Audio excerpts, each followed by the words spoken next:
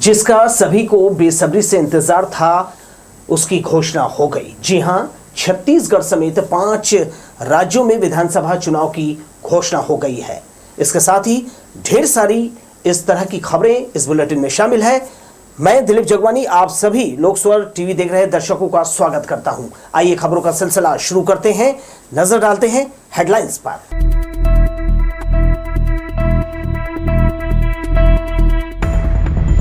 छत्तीसगढ़ समेत 5 राज्यों में विधानसभा चुनाव की तिथियां घोषित। प्रदेश में 2 चरणों में होंगे चुनाव। बिलासपुर में 17 नवंबर को होगा मतदान। निर्वाचन आयोग के निर्देशों का कड़ाई से किया जाएगा पालन। जिले में धारा 144 लागू। 64 प्रत्याशियों के साथ भाजपा की दूसरी लिस्ट जारी। बेलतरा सहित 5 विधानसभा में नहीं बनी सहमति। और 7 साल बाद पीड़ित परिजनों को थोड़ी मिली राहत। अपोलो हॉस्पिटल की लापरवाही से गुरविन उर्फ गोल्डी की गई थी जान। थाने में मामला दर्ज।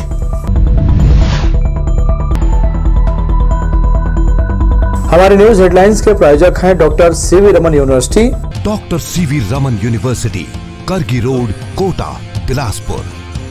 हमारे न्यूज हेडलाइंस के सह प्रायोजक हैं Makhija test tube baby centre, Bilaspur. हम आपके परिवार को पूरा करते हैं। Makhija test tube baby centre and प्रसूति गृह। आइए अब खबरों को देते हैं विस्तार। केंद्रीय चुनाव आयोग ने देश के 5 राज्यों में इस वर्ष विधानसभा चुनाव की घोषणा कर दी है। प्रेस कॉन्फ्रेंस में मुख्य चुनाव आयुक्त ने तारीखों का ऐलान करते हुए कहा, सभी राज्यों में पारदर्शी और निर्भीक चुनाव के लिए मतदान की अलग अलग तिथियां तय की है। छत्तीसगढ़ समेत 5 राज्यों में होने वाले चुनाव के नतीजे 3 दिसंबर को घोषित किए जाएंगे।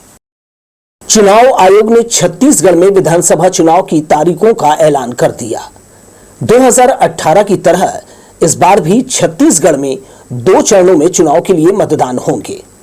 पहले चरण में बस्तर, राजनांदगांव, कवर्धा इलाके की 20 सीटों के लिए मतदान 7 नवंबर को होगा, जबकि रायपुर, दुर्ग, महासमुंद, धमतरी, बिलासपुर, जांजगीर चांपा, कोरबा, रायगढ़ और सरगुजा इलाके में दूसरे चरण में 70 सीटों के लिए 17 नवंबर को मतदान किया जाएगा।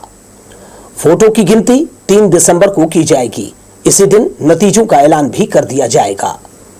मिजोरम में 9 दिसंबर तक सरकार को अस्तित्व में आना है, इसलिए छत्तीसगढ़ समेत बाकी राज्यों में चुनाव पहले कराए जा रहे हैं और मतगणना की तिथि एक साथ 3 दिसंबर तय की है। चुनाव आयोग ने सोमवार को एक प्रेस कॉन्फ्रेंस में 5 राज्यों के विधानसभा चुनाव की तारीखों का ऐलान किया है। प्रेस कॉन्फ्रेंस में मुख्य चुनाव आयुक्त राजीव कुमार, चुनाव आयुक्त अनूप चंद्र पांडे, अरुण गोयल मौजूद रहे। कैमरामैन सतीश साहू के साथ दिलीप जगवानी, लोकस्वर टीवी, बिलासपुर। बहुत अहम जानकारियां दी गई है प्रेस कॉन्फ्रेंस में। इसके अलावा हर जिलों में जो है जिला प्रशासन इस तरह की जानकारी दे रहा है। इससे रिलेटेड खबर हम आगे बढ़ते हैं। आम तौर पर बैनर पोस्टर से घिरा रहने वाला शहर इसके बिना दिखाई दिया। इसके पीछे कारण है विधानसभा चुनाव। चुनाव आयोग ने सोमवार को छत्तीसगढ़ समेत 5 राज्यों में चुनाव की तारीखों की घोषणा कर दी। इसके संभावना को देखते हुए जिला प्रशासन ने सार्वजनिक स्थानों में लगे पोस्टर और बड़े होर्डिंग्स हटाना शुरू कर दिया था। आचार संहिता लगते ही सरकारी योजनाओं वाले सभी होर्डिंग उतार दिए गए। सड़कों के बीच पोल में लगे प्रचार सामग्री हटा दी गई। अगले 24 घंटे में अभियान चलाकर आचार संहिता के दायरे में आने वाले सभी तरह के बैनर पोस्टर हटाए जाएंगे। इधर नेता प्रतिपक्ष नारायण चंदेल ने आचार संहिता लागू होते ही प्रदेश भर में राज्य सरकार की उपलब्धियों का बखान करते हुए लगाए गए फ्लैक्स और बैनर सहित तमाम प्रचार सामग्री को तत्काल हटाए जाने की मांग निर्वाचन आयोग से की है। श्री चंदेल ने कहा कि तमाम प्रचार संस्थानों से राज्य सरकार के मंत्री और सीएम का प्रचार लगातार जारी है, जिसे निर्वाचन आयोग के निर्देशों का पालन करते हुए तत्काल हटाने और रोक के निर्देश दिए जाएं। हमारा आयोग से यह विनम्र आग्रह है कि पूरे छत्तीसगढ़ प्रदेश में यहाँ के मुख्यमंत्री श्री भूपेश बघेल और यहाँ की कांग्रेस की सरकार जितने होर्डिंग्स, पोस्टर, विज्ञापन के बोर्ड लगाए हुए हैं, गेटों पर उनके फोटो चस्पे हुए, उन सारे बोर्ड और होर्डिंग को तत्काल हटाने का आग्रह हमारा चुनाव आयोग से है, ताकि चुनाव में किसी प्रकार के आदर्श आचार संहिता का उल्लंघन न हो। बिलासपुर कलेक्टर संजीव कुमार झा ने सोमवार की शाम मंथन सभा कक्ष में पत्रकारों के साथ निर्वाचन आयोग के निर्देशों को लेकर चर्चा की। मालूम हो कि दोपहर 12 बजे भारत निर्वाचन आयोग ने छत्तीसगढ़ समेत 5 राज्यों में होने वाले विधानसभा चुनाव की घोषणा कर दी है। इसके साथ ही सभी 5 राज्यों में आचार संहिता लागू हो गई है। कलेक्टर ने बताया कि बिलासपुर जिले में दूसरे चरण में मतदान 17 नवंबर को कराया जाएगा। नाम निर्देशन पत्र भरने की प्रक्रिया 21 अक्टूबर से शुरू हो जाएगी। 30 अक्टूबर तक नाम निर्देशन पत्र प्राप्त किए जाएंगे। 31 अक्टूबर को स्क्रूटनी और 2 नवंबर को नाम वापसी की तिथि तय की गई है। चुनाव आयोग के निर्देशों का कड़ाई से पालन कराया जाएगा। पिछली बार मतदान प्रतिशत कम था, लिहाजा इस बार 100% मतदान के लिए जिले के नागरिकों से अपील की है। उन्होंने कहा कि नाम निर्देशन पत्र दाखिल करने के बाद प्रत्याशी किसी भी सामाजिक धार्मिक कार्यक्रमों में वोट की मांग नहीं करेंगे या चुनावी बातें जो है उस कार्यक्रम में जो करेंगे तो उसका खर्च प्रत्याशी के खर्च में जोड़ दिया जाएगा। उन्होंने बताया कि जिले में आचार संहिता के साथ साथ धारा 144 भी लागू हो गया है। अस्त्र शस्त्र लेकर घूमना और जुलूस प्रतिबंधित है। जिले में 351 बूथों को संवेदनशील बताया गया है, जहां मतदान के दौरान अतिरिक्त सुरक्षा और सतर्कता बरती जाएगी। चुनाव प्रचार के दौरान प्रत्याशी 40 लाख रुपए तक ही खर्च कर सकेंगे। आदर्श आचार संहिता इस सभी के लिए है, जिसमें प्रत्याशी, पॉलिटिकल पार्टी, शासकीय कर्मचारी, जो शासकीय कार्यालय हैं, जो निजी प्रतिष्ठान है, सभी के लिए हैं। इसकी मॉनिटरिंग करने के लिए अलग अलग स्तर पर अलग कमेटी बनाई गई है। सी-विजिल के ऐप हैं जो कि सिटीजन उसको अपना यूज़ कर सकते हैं, किसी भी समय MCC का वायलेशन का देख सकते हैं। डिस्ट्रिक्ट कंट्रोल रूम बना हुआ है, वहाँ कोई भी अपनी कंप्लेंट बता सकते हैं। इसके अलावा RO, ARO, SDM या MCC के जो नोडल हैं उनको भी अपने कंप्लेंट बता सकते हैं। इसके अलावा FST जो फ्लाइंग स्क्वाड टीम रहती है, जो हमारे स्टैटिक सर्विलांस की टीम है, वो भी जो मॉडल कोड ऑफ कंडक्ट है इसके वायलेशन पर नज़र रखेगी। इसके अलावा बहुत सारे व्हाट्सएप ग्रुप बनाए गए हैं जिसमें कोई भी हम लोगों को अपनी सूचना, अपना जानकारी दे सकता है। इसके साथ ही कलेक्टर संजीव कुमार झा और पुलिस अधीक्षक संतोष कुमार सिंह ने सोमवार को गतौरी स्थित मद्य भंडार का औचक निरीक्षण किया। श्री झा ने निरीक्षण के दौरान यहां से मदिरा दुकानों में शराब प्रदाय किए जाने की जानकारी ली। उन्होंने देशी मदिरा के बोतलों में लगे शासकीय होलोग्राम, बैच नंबर, ढक्कन, लेवल और विक्रय दर की जाँच की। ऑनलाइन अपडेटिंग सिस्टम, बारकोड द्वारा आमद और बहिर्गमन और इसके अलावा CCTV कैमरों की भी जानकारी ली। इस दौरान निगम आयुक्त कुणाल दूधावत सहित आबकारी अधिकारी उनके साथ थे।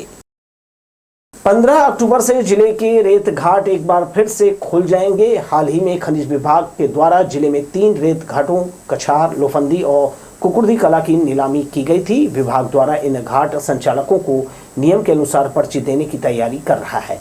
वहीं जिले के अन्य रेत खदानों को पर्यावरण विभाग से NOC नहीं मिली है, जिसके कारण इन खदानों की स्वीकृति नहीं की जा रही है। बंद रेत घाट शुरू होने से रेत के दाम कम जरूर होंगे, मगर इसका बेजा फायदा सप्लायर्स जो है जरूर उठाएंगे, ऐसी संभावना जताई गई है। छत्तीसगढ़ में भारतीय जनता पार्टी दूसरी सूची में 64 प्रत्याशियों के नाम पर मुहर लग गई है। बीजेपी ने एक बार फिर पूर्व मुख्यमंत्री डॉक्टर रमन सिंह, पूर्व मंत्री अमर अग्रवाल, ब्रजमोहन अग्रवाल, राजेश मूणत, ननकीराम कंवर, नारायण चंदेल, धर्मलाल कौशिक समेत अन्य भाजपा दिग्गजों को मैदान में उतारा है। बिलासपुर जिले की बात करें तो 6 सीटों में 5 प्रत्याशियों के नाम घोषित किए गए हैं, जिसमें बिलासपुर से अमर अग्रवाल, कोटा से प्रबल प्रताप सिंह जुदेव, तखतपुर से धर्मजीत सिंह, मस्तूरी से कृष्णमूर्ति बांधी और बिल्हा से धर्मलाल कौशिक को प्रत्याशी घोषित किया है। जिले में बेलतरा सीट पर अब तक सहमति नहीं बन पाई है। भाजपा के राष्ट्रीय महासचिव और मुख्यालय प्रभारी अरुण सिंह ने लिस्ट जारी की है। जारी सूची के अनुसार सांसद रेणुका सिंह को भरतपुर सोनहत और सांसद गोमती साय को पत्थलगांव सीट से चुनावी मैदान में उतारा है। वहीं पूर्व IAS OP चौधरी रायगढ़, नीलकंठ टेकाम को केशकाल विधानसभा सीट से दावेदारी करने का मौका दिया है। बॉलीवुड अभिनेता अनुज शर्मा को धरसीवा से प्रत्याशी बनाया है। आश्चर्य की बात यह है कि जोगी कांग्रेस से भाजपा में शामिल हुए लोरमी विधायक धर्मजीत सिंह को तखतपुर विधानसभा से प्रत्याशी, वहीं प्रदेश भाजपा अध्यक्ष और बिलासपुर सांसद अरुण साव को लोरमी से दावेदारी ठोकने का अवसर दिया गया है। भारतीय जनता पार्टी ने सोमवार की दोपहर 64 और उम्मीदवारों के नाम घोषित कर दिए। इससे पहले 21 प्रत्याशियों के नाम जारी किए गए थे। अब तक कुल 85 उम्मीदवारों के नाम घोषित किए जा चुके हैं। बिलासपुर के बेलतरा सहित अंबिकापुर, कसडोल, पंडरिया और बेमेतरा में बीजेपी का पेंच अभी भी फंसा हुआ है। इस बार भाजपा ने 3 सांसदों को विधानसभा चुनाव लड़ाने का निर्णय लिया है, जिनमें रेणुका सिंह, गोमती साय और अरुण साव का नाम शामिल है। कई हारे हुए प्रत्याशियों के साथ रमन सिंह सरकार के 15 मंत्रियों पर इस बार दांव लगाया है। शहर में ऑक्सीजोन बनाने का काम 3 महीने से ठप है। बृहस्पति बाजार से राजेंद्र नगर तक जवाली नाला रोड में ग्रीन पाथवे विकसित किया जाना है। इसके लिए 2 साल पहले रोटरी अंतर्राष्ट्रीय अध्यक्ष शेखर मेहता ने कार्य का शिलान्यास किया था। बेंगलुरु, चंडीगढ़ शहर में बने ग्रीन वे की तर्ज पर रोटरी क्लब ने प्लान बनाया था। पतले और गोल कॉलम आकर्षक गजीबो का बेस वर्क 1.5 साल चला। शहर में हेल्दी एरिया तैयार करने जवाली नाला रोड का एक हिस्सा तय कर योजना पर काम शुरू भी किया गया, लेकिन 3 महीने से ज्यादा वक्त हुआ काम बंद कर दिया गया है। आइए एक नजर फिर से डालते हैं हेडलाइंस पर।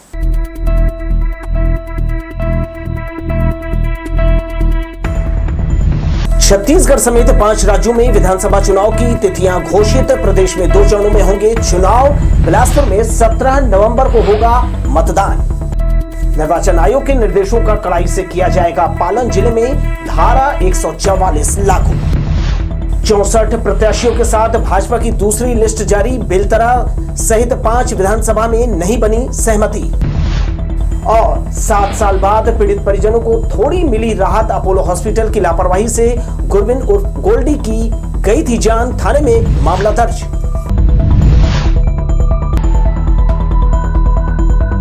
हमारे न्यूज हेडलाइंस के प्रायोजक हैं doctor CV Raman university. Doctor CV Raman university, Kargi road, Kota, Bilaspur. हमारे न्यूज हेडलाइंस के सह प्रायोजक हैं Makhija test tube baby centre, Bilaspur. हम आपके परिवार को पूरा करते हैं। Makhija test tube baby centre and प्रसूति गृह। ब्रेक से लौट आने के बाद आइए कुछ और खबरें देख लेते हैं। अपोलो अस्पताल में इलाज के दौरान बरती गई लापरवाही से एक युवक की मौत हुई थी। इस मामले में सरकंडा पुलिस ने मेडिकल बोर्ड की जांच के बाद अपराध दर्ज कर लिया है। जांच रिपोर्ट के अनुसार अपोलो अस्पताल प्रबंधन और डॉक्टर ने इलाज के दौरान बड़ी लापरवाही को अंजाम दिया है, जिसके चलते मरीज की मौत हुई थी। मेडिकल बोर्ड की रिपोर्ट के आधार पर सरकंडा पुलिस ने अपोलो प्रबंधन और डॉक्टर के खिलाफ आईपीसी की धारा 304A के तहत एफआईआर दर्ज कर लिया है।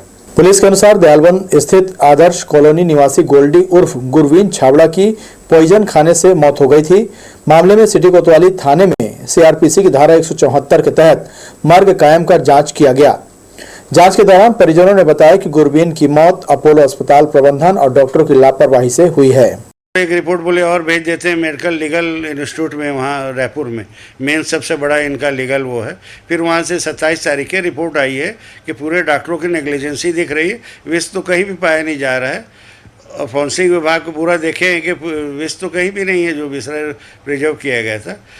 फिर मैंने फरियाद किया भाई प्रशासन से। फिर मेरे को न्याय मिला है कि परसों फिर सरकंडा थाने में अपोलो हॉस्पिटल और संबंधित 4 डॉक्टरों के खिलाफ एफआईआर हुई है। मुझे उम्मीद है कि आगे भी पुलिस प्रशासन सहयोग देगा। मुझे न्याय मिलेगा। मेरे जवान बेटे की मौत का मेरे को न्याय मिलेगा। ये मैं बहुत आभारी हूँ पुलिस प्रशासन का। मेरे को ऐसे न्याय मिलते रहे और उनको सज़ा मिले। मैं ये चाह रहा हूँ कि उनको कड़ी से कड़ी सज़ा मिले। शिकायत के बाद पुलिस ने मामले को जांच के लिए स्वास्थ्य विभाग को लिखा। जांच में मृतक का पोस्टमार्टम सिम्स अस्पताल बिलासपुर में कराया गया। इसके साथ ही निर्धारित बिंदुओं के अनुसार परीक्षण राज्य न्यायालयिक विज्ञान प्रयोगशाला रायपुर में हुआ। गुरबीन की मौत में संभागीय मेडिकल बोर्ड छत्तीसगढ़ आयुर्विज्ञान संस्थान की मेडिकल बोर्ड रिपोर्ट फरवरी 2023 में मिली। रिपोर्ट में विशेषज्ञों ने बताया कि अपोलो अस्पताल प्रबंधन और संबंधित डॉक्टरों ने इलाज के दौरान लापरवाही को अंजाम दिया। मामले में डायरेक्टर संचालनालय मेडिको लीगल संस्थान, गृह पुलिस विभाग मेडिको लीगल विशेषज्ञ और मेडिको लीगल सलाहकार छत्तीसगढ़ शासन जेल रोड मेडिकल कॉलेज भवन रायपुर से अतिरिक्त विशेषज्ञ की टीम ने भी जांच की। 27 सितंबर 2023 को मिली रिपोर्ट के अनुसार डॉक्टर और अस्पताल प्रबंधन ने इलाज में लापरवाही होना पाया। डॉक्टर और अस्पताल प्रबंधन ने इलाज में लापरवाही की है। रिपोर्ट में अलग अलग बिंदुओं का भी जिक्र किया गया है। रिपोर्ट के आधार पर ही मृतक गोल्डी उर्फ गुरवीन छाबड़ा पिता परमजीत सिंह छाबड़ा के मामले में अपोलो अस्पताल प्रबंधन और संबंधित डॉक्टरों के खिलाफ सीआरपीसी की धारा 304(a) के तहत अपराध कायम किया गया है। वरिष्ठ अधिकारियों के निर्देश पर इलाज में लापरवाही के संबंध में जांच के बाद वैधानिक कार्रवाई किए जाने की बात कही जा रही है। लोकसभा टीवी के लिए कैमरामैन जयेंद्र गोले के साथ इरशाद अली, बिलासपुर। बिलासपुर की दुर्दशा पर सालों से लगातार आवाज उठाते आ रहे पूर्व मंत्री अमर अग्रवाल द्वारा रविवार को बिलासपुर का भविष्य कहे जाने वाले युवाओं के हित और युवा उन्नति के लिए बने क्लब नवा बिलासपुर युवा बिलासपुर का शुभारंभ किया। इस क्लब को बिलासपुर से भरपूर प्यार और आशीर्वाद प्राप्त हुआ। परिणाम स्वरूप 10 दिनों में ही 100 से भी ज़्यादा यंग बिलासपुर सिटी क्लब की शुरुआत हो चुकी है। इन क्लबों के माध्यम से 15,000 से भी अधिक लोग बिलासपुर युवा मुहिम से जुड़ चुके हैं। आज युवकों का कहना है कि इस शहर में नशा मुक्ति, गुंडागर्दी, विकास काम ठप, उससे वो व्यथित है। तो उन्होंने नशा मुक्ति के लिए खेलकूद, सांस्कृतिक और जन जागरण, शहर की जो समस्याएं हैं जैसे डायरिया आया, कोई देखने वाला नहीं, सुनने वाला नहीं, उसमें हम सेवा भाव करेंगे, लोगों के बीच में खड़े रहेंगे। और जिस प्रकार से अपराध बढ़ रहा है उसके लिए हम आवाज़ उठाएंगे। तो ये सारे विषय पे युवाओं ने चिंतन करके एक नई पहल बिलासपुर में प्रारंभ की है। बहुत अच्छी पहल है। योग्यता की अनदेखी कर सब इंस्पेक्टर भर्ती में भ्रष्टाचार करने का युवाओं ने आरोप लगाया है। प्रेस क्लब में आयोजित प्रेस कॉन्फ्रेंस में युवाओं ने कहा, भर्ती में पारदर्शिता नहीं अपनाया है, इसलिए भर्ती प्रक्रिया में तत्काल रोक लगाई जाए। आगे कहा कि उन्हें पीएचक्यू की भूमिका पर संदेह है। उम्मीदवार युवाओं ने सीबीआई से जांच की मांग की है। सब इंस्पेक्टर भर्ती परीक्षा से चयन प्रक्रिया तक योग्य अभ्यर्थियों को वंचित रखने का विरोध किया है। इसके लिए सभी ने उच्च स्तरीय जांच की मांग की है। मांग है कि सबसे पहले इसकी भर्ती प्रक्रिया में रोक लगे और पारदर्शितापूर्ण यहाँ पर जिस प्रकार से भर्ती होनी चाहिए थी वो प्रतीत नहीं हो रही है। हमारी स्पष्ट मांग है कि इस पूरे भर्ती को रद्द किया जाए और इसमें भी सीबीआई जांच की मांग हम करते हैं, क्योंकि व्यापम ने परीक्षा लिया है और पीएचक्यू ने सारे परिणाम को बंद लिफाफे में गुपचुप तरीके से मांगा है, दबावपूर्ण देकर। तो निश्चित तौर पे इस पर जो परिणाम आएगा वो अपेक्षाकृत बहुत अप्रत्याशित होगा। योग्य जो अभ्यर्थी है उनके भविष्य के साथ में खिलवाड़ है, उनके प्रतिभा की निर्ममता से हत्या हो रही है। इस प्रदेश में हर विभाग में कमोबेश यही स्थिति है। व्यापम ने परीक्षा लिया था, पीएचक्यू ने इसको जारी किया और ये भ्रष्टाचार की ओर साफ साफ संकेत है। जैसे कि भैया ने कहा कि इसका सीबीआई जांच होना चाहिए। हम सब छात्रों की यही मांग है कि इसकी सीबीआई जांच होगा तो दूध का दूध और पानी का पानी हो जाएगा। नहीं होता तो क्या कार्रवाई करेंगे? नहीं आएगा तो हम लोग कोर्ट में जाएंगे, कोर्ट में सीबीआई जांच की मांग करेंगे, आंदोलन भी करेंगे।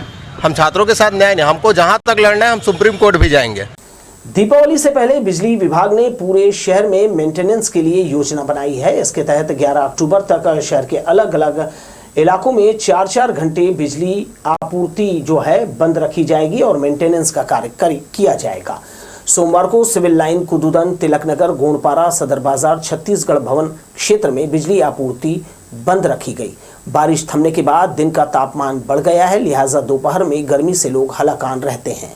आउटर हो या शहर के बीच क्षेत्र में बिजली कटौती से हर वर्ग परेशान है। 10 अक्टूबर को भारतीय नगर, प्रियदर्शनी नगर, सलूजा विहार, तालापारा, फीडर और 11 अक्टूबर को इंदिरा विहार, नूतन चौक, बंधुआपारा, जोरापारा सहित आसपास के इलाके में बिजली आपूर्ति बंद रहेगी। कुछ महीने पहले नगर निगम द्वारा मंगला चौक से लेकर उसलापुर ओवरब्रिज तक चौड़ीकरण के नाम पर अतिक्रमण हटाया था। इसके बाद से सड़क चौड़ीकरण का काम शुरू किया गया। कुछ दिनों तक काम जारी रहा, मगर निगम के ठेकेदार के उदासीन रवैये के चलते सड़क चौड़ीकरण का काम अटक गया है। अब यह सड़क लोगों के वाहन पार्किंग के अलावा ठेले खोमचे वालों ने अपना डेरा जमा लिया है। निगम के अधिकारी इस ओर कार्यवाही करने के बजाय अपनी आंखें मूंदे हुए हैं। जहां एक और शहर के अधिकांश तालाब का सौंदर्यीकरण कर उसका कायाकल्प किया जा रहा है, वहीं निगम में शामिल ग्राम पंचायतों के तालाबों की उपेक्षा की जा रही है। वार्ड क्रमांक 4 गुरु क्षेत्र का तालाब देखरेख के अभाव में बदहाल हो गया है। यहाँ चारों ओर गंदगी और जलकुंभी ने डेरा जमाया हुआ है। पार्षद के उदासीन रवैये के कारण न तो तालाब की सफाई की जा रही है और न ही इसे संवारा जा रहा है। गौर करने वाली बात यह है कि तालाब के किनारे नशेड़ियों ने अपना अड्डा बना लिया है, जिसके चलते आसपास का माहौल जो है खराब हो रहा है। अगर आसपास रहने वाले लोग सजग हो जाएं तो तालाब का पुराना सौंदर्य लौट सकता है। फिलहाल इस खबर के माध्यम से हमने नगर निगम का ध्यान दिलाया है। इसके साथ ही मुझे दीजिए विदा और आप देखते रहिए लोक 100 टीवी। नमस्कार।